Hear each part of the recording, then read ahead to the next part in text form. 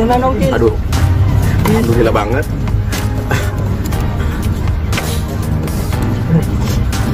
Barusan kita denger kamu yang ngomong setelah operasi bukti alhamdulillah ya, tadi kita dapat informasi dia udah bisa menggerakkan tangan, ngangkat kaki tadi, ngangkat kaki terus tadi dia dibecanggain ya, kita bukti jelas dari gini. Terus habis itu dia tadi sempat dari cerita dari back bilang ngomong ayo bukti, terus dia sempat begini ya. Terus tadi Dila genggam tangan bukti, terus gini terus dia tangannya ngebalik terus digenggam sama bukti. Jadi ya. dia Ada respon. Udah ada respon. Responnya bagus banget gitu. Udah ada respon. Aduh alhamdulillah. Tapi Allah sehat-sehat. Kan masih ada obat abuse-nya. Jadi temen tadi obat abuse-nya ada dikurangin. Dan ya tadi yang penting itu aja sih, ada respon bisa dari Riri ya. Iya. Baru banget. Tapi sempat mendengar kabarnya kemarin sama Kemarin. Jadi waktu malam tuh sempat kan bukti Madilan posting foto ulang tahun. Aku sempat bilang masih bukti mukanya kok nggak kayak biasa ya, Mas. Kayak lagi punya enak badan apa capek bagaimana gitu. Terus kita tidur, habis subuh itu kita bangunnya siang. Terus tau dapat kabar dari Richard Butario. Kaget. Bahasa mana pernah mendengar nggak sih ini sakit, maksudnya sering ngeluh sakit gitu, tapi nggak pas lagi bareng gitu, nggak ada. Ya berarti itu kan emang orangnya alkoholik banget ya, dia selalu kalau ketemu happy, ketawa pasti, woi gitu kan kalau ngomong. Iya. Pokoknya happy. Uyi dipanggil gue Uyi. Adit katanya. Ya selalu kalau ketemu baik-baik aja, nggak pernah cerita kenapa atau gimana, kami sehat-sehat aja kalau ketemu. Ada info dari keluarga kan mungkin tentang diagnosanya Kak Bagus sendiri apa sih? Atau cuman katanya penderita pembuluh darah gitu. Cuman tadi kan kita concernnya kan karena kan dia mutasi, kita ketakutan sih maksudnya. Ya pokoknya udah operasi udah berjalan dengan baik. Dan sudah ada alhamdulillah udah ada respon baik. Iya. Saya dari keluarga sendiri nggak ada maksudnya untuk apa kan hipertensinya itu ada nggak tahu saya nggak. Karena kan gini, kita kalau ke mau nanya itu kan kayaknya kan mereka kan juga capek, mereka rawat bukti juga dari pagi, ada yang belum tidur, jadi kita cukup ya berdoa aja sih di sana, nggak nanya apa-apa, cuma berdoa, cuma menguatkan keluarga sehat semua, jangan lupa makan gitu kan. Kalau yang nemenin kan lupa makan malah jadi sakit. Tadi kita tungguin ternyata pas baru banget dapat kabar keluar dari ruang ICU, ada kabar itu. Dia udah bisa responnya banyak banget dan dia udah benar-benar respon gini kayak, terus habis itu ngangkat kaki dengan tangan Dila, terus dibalik tangannya gitu. Dari operasi itu responnya banyak. Setelah dia dan paling kita cuma denger itu aja beberapa hari sebelum ini dia ngeluh sakit kepala, sakit kepala banget. Dan kemarin dia sudah sakit pas dari ulang tahunnya ya Mbak Sida. Iya. Berarti mungkin jadi aware nggak sih sama kami Uya sendiri kalau kerja sering kerjanya sering ya. Kan memang kita kan selalu aware gara-gara waktu sakit COVID kemarin itu kan saya selalu bilang sama Uya, kesehatan itu paling penting karena nanti apa sih yang dicari kan, kalau uang segala macam rezeki mas mau dari Allah gitu. Selalu aware setelah saya sakit sama sakit kita jadi lebih santai, kayak kesehatan segala macam. Ya, malah kita sekarang terlalu kesantaian, maksudnya sampai sekarang gue belum lagi mau sibuk di TV karena lagi lagi sejak sakit COVID yang kemarin parah itu gue ngerasa kesehatan itu lebih penting dibanding semua harta uang apapun. Dan teguran lah, maksudnya dari Allah udah dikasih dan sampai sekarang keasikan, jadi keasikan nggak kerja gitu, cuma YouTube aja udah. Tapi kan kalau secara penghasilan jauh lah, TV sama YouTube gede kemana-mana gitu, walaupun TV bayar bertahun-tahun ya. Cuman saya ya udah ngapain lagi, saya juga udah umur 40 lebih, udah banyak ngerasain apa ya, sesuatu hal yang di puncak-puncak kejayaan gue di TV. Jadi ya mungkin itu kali triggernya waktu sakit kemarin itu. Jadi ya, di rumah sakit 10 hari itu kayak gue kan gak pernah masuk rumah sakit ya. Terakhir masuk rumah sakit mungkin waktu demam berdarah sekolah SMA gitu. Jadi ngerasa hidup tuh ya memang juga harus dinikmati. Nah itulah makanya orang bilang bahwa selagi kita muda, kita bekerja keras, kita menabung waktu, uang, tenaga supaya nanti kita bisa pensiun cepet-cepet gitu. Kadila ini kok, Kadila tuh kuat ya, kuat juga gitu kan, dan kontrol aja gitu kan. Biasa kita kita doain insya Allah pokoknya operasi ini berhasil, berarti sembuh, dan alhamdulillah setelah operasi ada kabar baik. Ya, dan cepat sadar total gitu ya. Cepat bergerak, dia bisa ada. Dan ini juga pelajaran buat semua, kita harus punya alarm dalam diri kita, alert bahwa kalau udah capek, kita capek, apa, stop. Ada keluhan sakit kepala, apa, apalagi sakit kepalanya udah langsung ke dokter. Jadi jangan dianggap enteng. Itu penting banget, terutama orang-orang yang udah di atas 40 tahun ya. Harapannya nggak tahu nih hari ini benar-benar, tadi juga kita nggak bisa nahan, nggak tahu ya, bukan sih terharu bahagia dengan itu waktu dengar kabar. Responnya banyak banget, kita pada semua kumpul karena kan kita semua operasi ya tanpa nanya-nanya, tanpa apa kan semua juga mukanya pasti khawatir ya keluarga, karena kan habis operasi. Jadi pas ketika dapat kabar baik, surprise ya, alhamdulillah, Allah banget sih, alhamdulillah. Ada teman-teman lain yang menjenguk mungkin juga. Tadi ada Olive ya, ada Olive. Kalau kemarin ada Irfan Hakim. Lagi agak emang kita lagi berat karena kita lagi usahain banget saat ini. Kayaknya aku mau membuka penggalangan dana gitu untuk Mas Indra, karena yang tampaknya akan 20 hari ke depan Mas Indra itu akan di sini gitu. Jadinya biayanya udah sangat besar di hari keempat ini gitu. Jadi aku udah broadcast beberapa teman-teman, alhamdulillah yang mulailah ada beberapa yang udah memberikan kebaikannya, keikhlasannya, yang nggak mau dikasih tahu siapa namanya. Ya, alhamdulillah sih. Jadi semoga yang mendengar ini juga bisa membantu Mas Bekti gitu. Berharap ada kawan-kawan baik yang bisa nolongin Mas Bekti sampai sehat. Amin. Hai, saya Indra Bekti. Saya punya BPJS loh, pakai mobile JKN.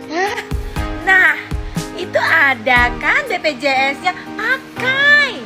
Jangan disia-siakan, pakai BPJS-nya, ya. Supaya jangan minta-minta sama rakyat Indonesia. Karena apa? Kita lebih susah. Cuma dia punya memori aja gitu, jadi bisa ngulang-ngulang selalu mereka, dan harus menanggapi istrinya Indra Bekti ini, Dila ya, yang dihujat nih sekarang kan, karena ketika Indra Bektinya baru 4 hari dirawat di rumah sakit karena stroke ya, Dila ini kan langsung bikin open donasi gitu kan. Dia menggalang donasi dengan menulis nomor rekeningnya di IG-nya dia kan, di story IG-nya dia, dan banyak yang komentar netizen bahwa si Dila ini istri yang nggak mau rugi lah, istri yang nggak mau usaha dulu lah, nggak mau kehilangan aset lah. Ya saya juga nggak bisa membenarkan tindakan Dila ini ya, karena ya mungkin dia satu panik ya pastinya kan, apalagi kan dia seorang istri yang kayaknya hanya menggantungkan hidupnya dari Indra kan, karena si istri ini kan juga tidak bekerja. Nah jadi mungkin karena dia panik dan ya itu tadi, kita sebagai perempuan ini harusnya ambil pelajaran. Ketika kita punya suami yang bekerja dan kitanya benar-benar pure ibu rumah tangga, harusnya kita sudah pintar-pintar menyiapkan kalau apa-apa sampai terjadi seperti ini. Kita harus menyiapkan BPJS, menyiapkan asuransi kesehatan yang ada spesifiknya juga kan. Banyak tuh sekarang asuransi kesehatan ditawarin ke kita. Nah kita ambil tuh yang spesifik untuk mengatasi penyakit yang kritis. Nah itu. Nah dan yang ketiga, Indra Bekti kan, seorang Indra Bekti pasti banyak asetnya, pemasukannya juga pasti juga besar. Harusnya jadi seorang istri kita juga bisa pintar menabung dan pintar menyimpan aset yang gampang dilikuidasi, dicairkan. Contohnya apa? Emas ya, emas, berlian ya, emas lah ya. Kalau berlian juga agak susah juga ya, pas jual turun gitu. Emas lah. Jadi kalau sampai ada apa-apa seperti ini kan, dia bisa tarik semua simpanan emasnya untuk dia cairkan kan. Nah karena saya ngomong gini, saya tahu, saya pernah kerjasama dengan Indra Bekti. Waktu itu kan saya pernah jadi ya bekerja di perusahaan kosmetik ya, kosmetik, terus sering mengadakan event, bazar, pameran itu dengan Indra Bekti. Indra Bekti ini punya perusahaan besar loh, event organizer besar. Ya, jadi nggak mungkin lah seorang Indra Bekti, apalagi dia MC kondang yang sudah lama, dia pasti punya simpanan banyak tuh. Jadi istri harus lebih pintar untuk nabung emas, investasi, gitu maksudnya. Guys, penggalangan dana itu dilakukan oleh siapa saja itu sah-sah saja, oke? Nah, apabila orang itu memang tidak mampu, orang tersebut memang butuh dana cepat ya, dalam arti penggalangan dana itu memang membutuhkan satu kriteria-kriteria khusus untuk memberikan satu empati. Ini adalah satu bentuk empati ya guys. Jadi tidak boleh ada paksaan, tidak boleh ada statement dari orang yang sedang dalam kesusahan tersebut dan diproklamirkan tidak oleh keluarganya ya. Dan ini harusnya diucapkan oleh orang-orang atau teman-teman ya, teman-teman dekatnya atau mungkin masyarakat umum yang sudah mempunyai rasa empati dan simpati terhadap orang yang bersangkutan yang sedang dalam kesusahan tersebut. Jadi dalam kasusnya Indra Bekti bukan mempermasalahkan tentang kok bisa ya dia minta dana ya, karena ini masih prematur dilakukan oleh seorang istri, yang diucapkan oleh seorang istri. Artinya masih sangat pendek gitu waktunya. 4 hari di rumah sakit sudah minta menggalangkan dana. Artinya ekspektasi masyarakat terutama netizen ya, itu kayak tidak mungkin gitu loh seorang Indra Bekti yang notabene terlihat banyak jobnya, artis, dan artisnya juga artis yang dari kecil ya, artinya dari dia masih muda sampai sekarang tetap eksis gitu. Tidak ada rasa ekspektasi itu tidak muncul bahwa dia tidak punya uang gitu loh. Jadi menurut mereka para netizen itu tidak mungkin dia tidak punya asuransi, tidak mempunyai sesuatu yang barang berharga yang bisa dijual saat itu gitu loh. Artinya gini ya guys, apabila orang sudah menggalang dana itu sudah kepepet, sudah tidak punya lagi barang yang harus diuangkan untuk membayar rumah sakit misalkan atau segala macam. Jadi gini, masalah uang itu adalah masalah sensitif. Jadi hati-hati dengan masyarakat umum apabila diucapkan di publik, artinya ini sudah menjadi konsumsi umum dan pasti dibahas di mana-mana. Kuat mental dan tidak bisa harus menjaga nama baik Indra Bektinya juga harus ya, walau bagaimanapun juga masalah tersebut harus dibicarakan dengan keluarga besarnya, terutama keluarga Indra Bekti, bukan keluarga dari Nabila, siapa istrinya tuh. Oke, jadi ini masalah sensitif ya. Sekali lagi, hati-hati dalam berbicara masalah uang, apalagi untuk menjadi konsumsi publik. Oke, salam Rita Gading. Lagi jadi pembicaraan hangat nih istrinya Mas Indra Bekti yang melakukan penggalangan dana di saat suaminya masuk ke rumah sakit akibat pendarahan otak. Yang jadi kontroversinya karena Badila ini sebagai istri sudah melakukan penggalangan dananya ke khalayak umum. Menurut saya nih sebagai netizen, bahwa Badila ini sebagai istri sangat ketergantungan kepada suami. Jadi dia ini tidak bisa mengambil keputusan, kebingungan dan panik harus melakukan apa. Saran nih Mbak, kan masyarakat taunya Mas Indra Bekti ini punya usaha termasuk manajemen artis dan mungkin ada punya usaha yang lain. Meskipun kita nggak tahu ya apakah itu profit atau tidaknya.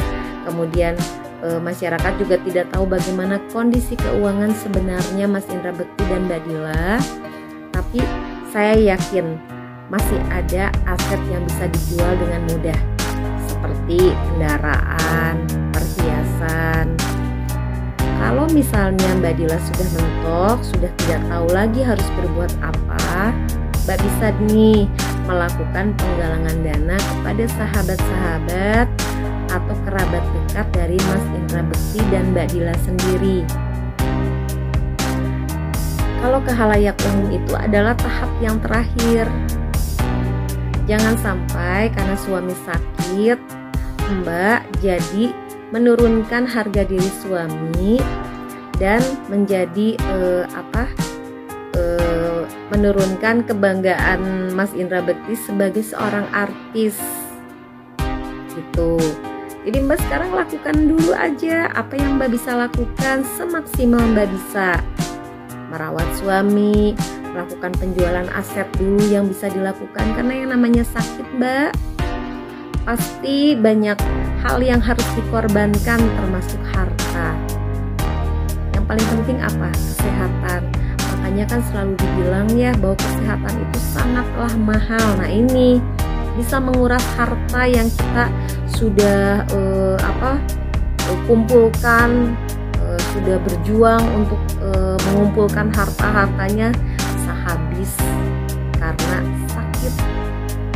Nah, Mbak juga kalau bisa coba bikin BPJS Mbak, bisa membantu kan untuk biayanya, jadi meringankan beban. Nah semoga Mas Indra Bekti cepat sembuh dan Mbak Dila sebagai istrinya juga anak-anaknya pada semangat ya. Yuk. Hai, yang pada nyinyirin Kak Indra Bekti dan Kak Dila, mikir lo mikir. Emang mereka ngerugiin lo apa? Pakai ngatur-ngatur. Kenapa nggak jual rumah? Kenapa nggak jual mobil? Itu nggak ngerasain apa yang mereka rasain. Kalau nggak bisa bantu ya secara materi, ya tolong bantu doa. Jangan lo nyinyirin, kasihan orang lagi sakit, orang lagi berduka. Mikir ya. Kalau misalkan keadaannya tidak kepepet, tidak urgent, ya, tidak sangat membutuhkan, nggak mungkin Adila sampai berani atau bahkan nekat itu menyampaikan permohonan penggalangan dana. Paham lo? Heh, wajar netizen marah-marah sama istrinya Indra Bekti. Baru 4 hari masuk rumah sakit minta-minta sama masyarakat Indonesia. Tahu nggak? Masyarakat Indonesia sekarang kami ini netizen ini lagi susah nyari duit. Tidak malu orang kaya. Kalau pas naik daun dan jalan ke sana kemari, rumah mewah, mobil mewah, tas merek, sepatu bermerek, baju bermerek, baru para dari sakit sudah minta-minta. Enak aja. Saya pernah sakit tuh, tahu nggak? 2 tahun sampai saya sakit. Saya jual tuh yang ada, nggak malu saya minta-minta. Bagaimana menurut pendapat Anda? Aku lakukan demi suami tercinta, bukan minta-minta seperti lo. Gaya lo, rumah